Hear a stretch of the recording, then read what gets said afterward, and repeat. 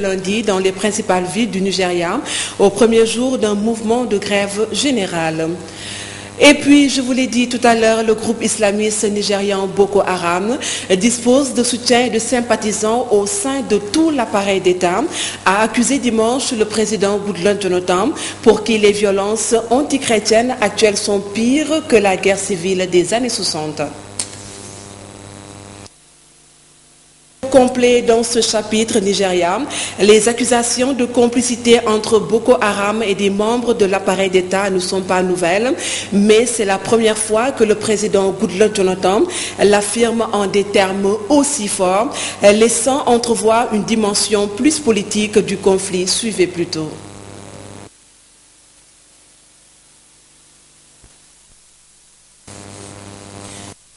Du sous-secteur pétrolier en 1998, de nouveaux opérateurs dont les transporteurs et les indépendants et près d'une quarantaine d'autres clients interviennent également dans l'activité à côté des majors. Mais ces acteurs, surtout ceux qui gèrent les stations de service, sont aujourd'hui déçus. Leur marge bénéficiaire sur le carburant fixé à 10 francs par litre vendu si le client paye en liquide est restée la même depuis des dizaines d'années, contre 18 francs en Côte d'Ivoire et 14 francs au Mali. Mais cette marge aussi attire la convoitise de tout le monde. Quand le pétrolier nous fait vendre son pétrole, en fait, ou son carburant par des cartes, comme on dit, c'est un soutien à la vente, il prélève des peines de soins allant de 4 francs, de 2 francs 50 à 4 francs 20. Ce qui fait que cette marge déjà est entamée à mesure de 20%, ou même 25%. Ça, c'est le premier élément.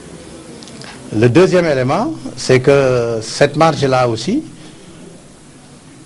sans faire attention, n'est-ce pas, subissait aussi le sort d'un mal sournois. Les gérants de stations de service ne sont pas restés les bras croisés face à cette situation qui entraîne un déficit chronique de la part des stations. Convaincus que seule l'union fait la force, ils ont créé l'Association des gérants de stations de service du Sénégal. En effet, à part cette marge, la pression fiscale constitue également un problème important pour eux.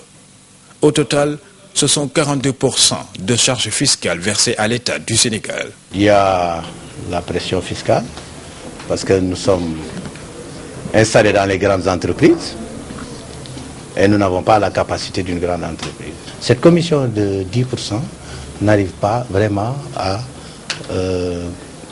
remplir les charges. Ce qui fait, c'est une très grande difficulté que nous soyons au niveau des grandes entreprises. Ce fait aussi de nous amener au niveau des grandes entreprises va, au niveau de la patente, obligatoirement nous inviter à un forfait de 3 millions d'abord, compte tenu maintenant des 19% sur le loyer et sur les redevances. C'est un peu complexe. Ce passage en revue des difficultés des gérants de stations-service montre à quel point ces travailleurs sont inquiets quant à leur emploi. Aujourd'hui, le problème se pose. Il y en a qui n'ont pas compris, par exemple, ce problème de perte sur le stock et qui ont fait faillite. Il y a d'autres qui pensent qu'ils ne vont plus continuer, ils vont arrêter. Moi, je connais quelqu'un qui, dès qu'on l'a amené au niveau des grandes entreprises, il a fermé. Aujourd'hui, la profession, ou bien notre corporation, n'est plus attrayante.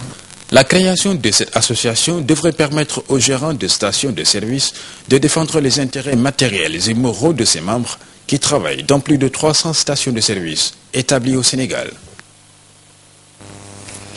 Et puis, retour chez nous, le ministre de la fonction publique, du travail et de l'emploi, Khadim Gaye, rencontre le syndicat autonome des médecins du Sénégal, SAMES, à 10h à son ministère pour faire le point sur les différentes questions concernant les revendications des médecins et l'état d'avancement des négociations. Le SAMES a lancé mercredi une grève de 72 heures pour réclamer l'application des accords d'août 2010 relativement au paiement de l'indemnité de spécialisation médicale ainsi que celle de responsabilité médicale qui doit être généralisée aux contractuels ainsi qu'aux médecins du secteur parapublic. Mardi, ce sera au tour du cadre unitaire des syndicats de l'enseignement moyen et secondaire QSEMS d'ouvrir des négociations. Justement, dans le souci de coller à cette actualité, nous sommes en liaison téléphonique avec notre reporter Birama Kamara. Et Birama Kamara qui se trouve au ministère de la fonction publique. Birama Kamara, bonjour. La régie, est-ce que Birama Kamara est en ligne? Oui. Birama Kamara, bonjour. Sambou Biagui. Est-ce que Birama Kamara est en ligne? Non, non, non, 3 fois. Nous continuons. Allô, oui. Ici, voilà, on est merci. Devant le bureau du ministre de la fonction publique et du travail, M. Khadim Gueye. Et il y a une rencontre entre le ministre et le syndicat autonome des médecins du Sénégal. Une rencontre qui a été présidée par le ministre du travail et de la fonction publique, mais aussi avec le ministre de tutelle, le ministre de la Santé, M. Modou Diagne Fada. D'ailleurs, c'est lui-même qui a pris la parole. Le ministre de la Santé a pris la parole en premier pour afficher la volonté manifeste du gouvernement à dialoguer avec les centrales syndicales et à taire les mouvements d'humeur. Le ministre Modou Diagne Fada a accusé aussi le syndicat autonome des médecins du Sénégal d'avoir freiné les négociations jusqu'à nos jours. Ensuite, il y a eu le secrétaire général de ce mouvement syndical, SAMES, qui a pris la parole à son tour pour aussi accuser le gouvernement du Sénégal de n'avoir pas respecté les accords signés. Merci à vous, Birama Kamara. Nous vous retrouvons dans nos prochaines éditions. Et beaucoup de courage. Pour l'instant, nous allons parler des gérants de stations. Ces mêmes gérants de stations-service du Sénégal haussent le ton. En Assemblée générale constitutive, ils ont dénoncé les difficultés auxquelles ils font face. Il s'agit entre autres problèmes de la marge bénéficiaire fixée depuis des décennies à 10,5 francs par litre vendu si le client paye en liquide, la pression fiscale qui est extrêmement forte puisque estimée à 42%. Pour changer la donne, les gérants de stations-service du Sénégal ont mis en place une structure dénommée l'Association des gérants de stations-service Sékou Djemé. Depuis la libéralisation du sous-secteur pétrolier en 1998, de nouveaux opérateurs dont les transporteurs et les indépendants et près d'une quarantaine d'autres clients interviennent également dans l'activité à côté des majors. Mais ces acteurs, surtout ceux qui gèrent les stations de service, sont aujourd'hui déçus. Leur marge bénéficiaire sur le carburant fixé à 10 francs par litre vendu si le client paye en liquide est restée la même depuis des dizaines d'années, contre 18 francs en Côte d'Ivoire et 14 francs au Mali. Mais cette marge aussi attire la convoitise de tout le monde. Quand le pétrolier nous fait vendre son pétrole, en fait, ou son carburant par des cartes, comme on dit, c'est un soutien à la vente, il prélève des peines de soins allant de 4 francs, de 2 francs 50 à 4 francs 20. Ce qui fait que cette marge déjà est entamée à mesure de 20%, ou même 25%. Ça, c'est le premier élément. Le deuxième élément, c'est que cette marge-là aussi, sans faire attention, n'est-ce pas, subissait aussi le sort d'un mal sournois. Les gérants de stations de service ne sont pas restés les bras croisés face à cette situation qui entraîne un déficit chronique de la part des stations. Convaincus que seule l'union fait la force, ils ont créé l'Association des gérants de stations de service du Sénégal. En effet, à part cette marge, la pression fiscale constitue également un problème important pour eux.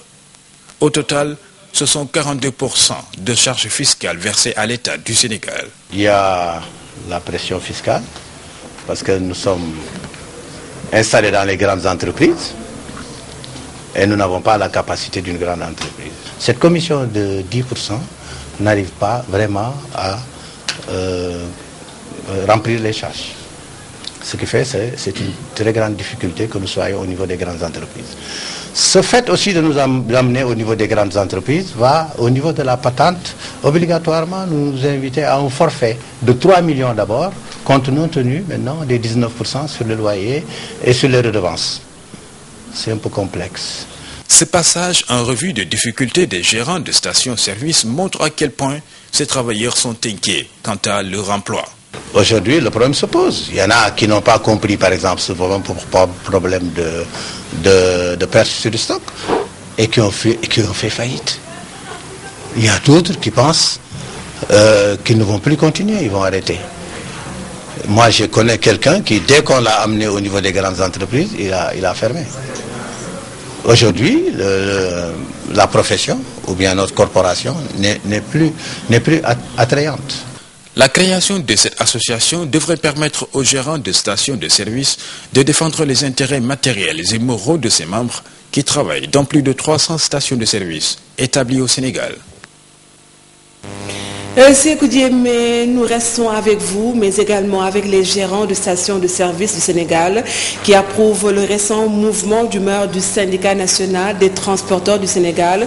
Ils estiment que moins le carburant coûte cher, plus il en gagne. La hausse du carburant ne nous profite pas, nous les gérants de station. Que le carburant coûte 1000 francs le litre ou le carburant coûte 100 francs le litre, nous n'avons que 10 francs 50 sur le litre. Donc, moins le carburant coûtera cher, plus nous les gérants de station nous en gagnerons. Et ça, il faudra le préciser par rapport à l'augmentation. Bien entendu, nous le soutenons.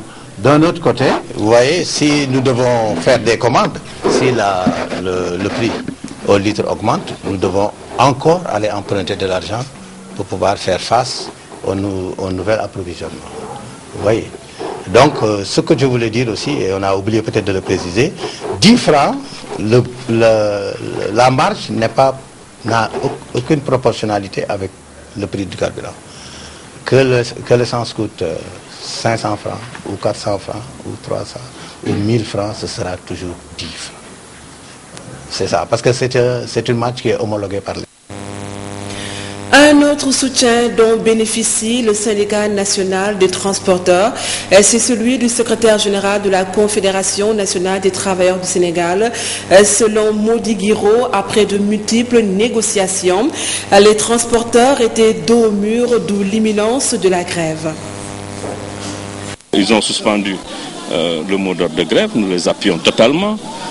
C'est des revendications justes, n'est-ce pas, que nous appuyons. Nous sommes des travailleurs, nous avons des revendications, ils sont affiliés à la CNT, d'autres sont d'autres organisations syndicales. C'est des questions, c'est des revendications récurrentes qui reviennent à chaque fois. Des plateformes sont déposées, des négociations ont lieu avec le ministère. Le plus souvent c'est sur les tracasseries routières, n'est-ce pas, et également sur le prix du carburant. Nous pensons que l'État a la responsabilité pour apaiser le climat social de répondre positivement à la demande sociale. Sur un tout autre registre, dans le cadre de ses activités, le mouvement d'action panafricain MAP, par le biais de la Fédération MAP Sénégal, a organisé une journée de lancement officiel de ses activités au centre de santé de Ouakam, un Africain, un arbre. C'est le terme de cette journée qui marque le début de l'implantation du MAP et des activités au Sénégal. Abdelaziz Sow, compte rendu.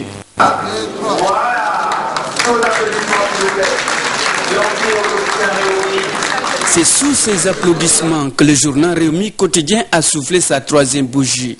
Une cérémonie qui a été marquée par la présence des éditeurs.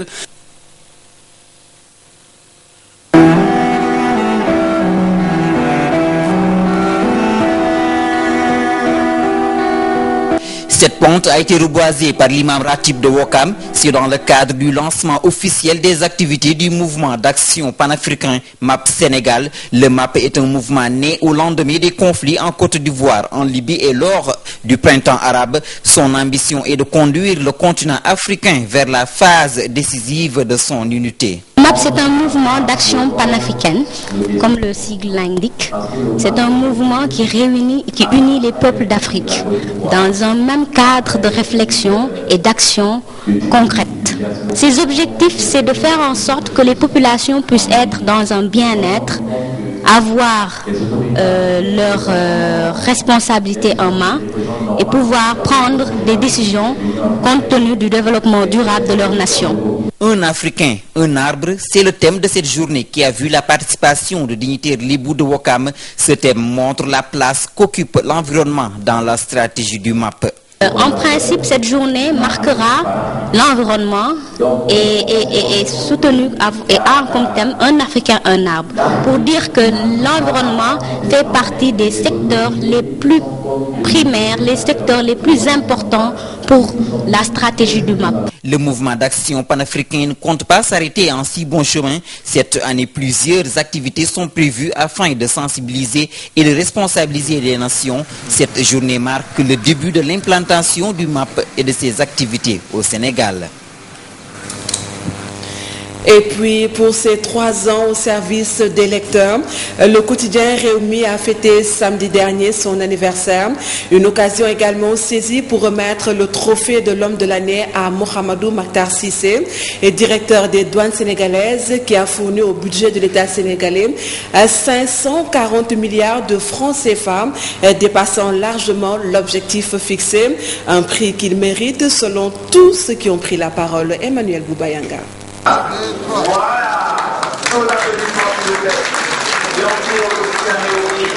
C'est sous ces applaudissements que le journal Réumi quotidien a soufflé sa 3e bougie. Une cérémonie qui a été marquée par la présence des éditeurs, journalistes et autorités étatiques.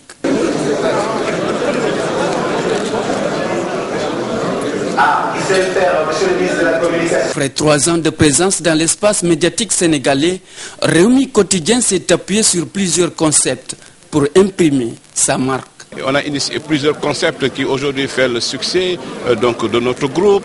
Et je crois qu'aujourd'hui, il n'y a que le groupe Promo Consulting et le quotidien Réumi qui décernent l'homme de l'année. Nous décernons aussi ou nous sélectionnons les 50 personnalités sénégalaises qui font bouger ce pays chaque année. Et je pense que c'est une touche nouvelle, une touche novatrice.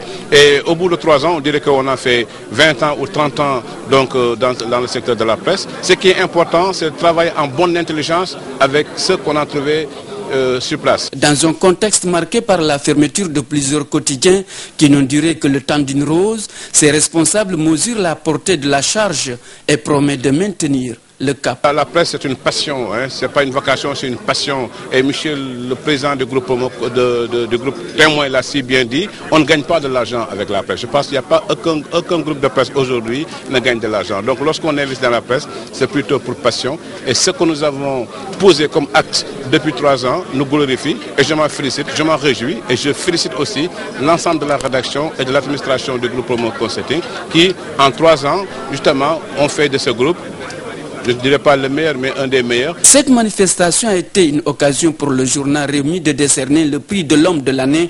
Ainsi, parmi les 50 personnalités sélectionnées dans tous les secteurs d'activité de la vie économique et sociale, Mohamedou Makhtar Cissé, directeur général de la douane, sort du lot.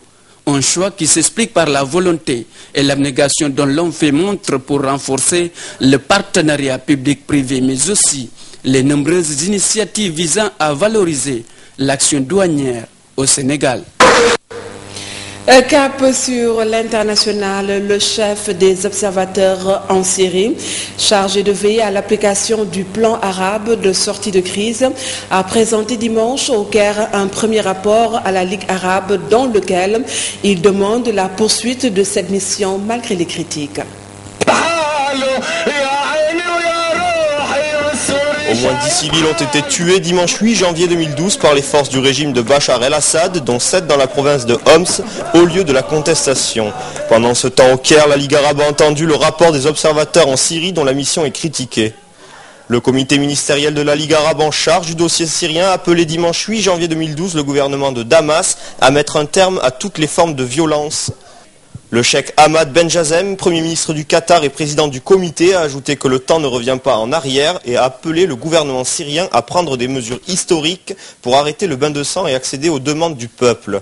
Critiquant implicitement la mission d'observation arabe, il a indiqué ne pas être satisfait de la situation et a précisé que le comité avait fixé une date limite au terme duquel la mission d'observation serait rappelée si aucun progrès n'est réalisé. En attendant, la mission d'observation intensifiera son action sur le terrain avec plus d'hommes et de matériel, une mission dont le rapport remis au comité faisait état de tueries et d'atteintes aux droits de l'homme sans pour autant être en mesure de déterminer les responsables. Un aveu d'impuissance d'autant plus que les observateurs indiquent ne pas disposer de la pleine liberté de mouvement du fait d'un harcèlement tant de la part des autorités que de l'opposition.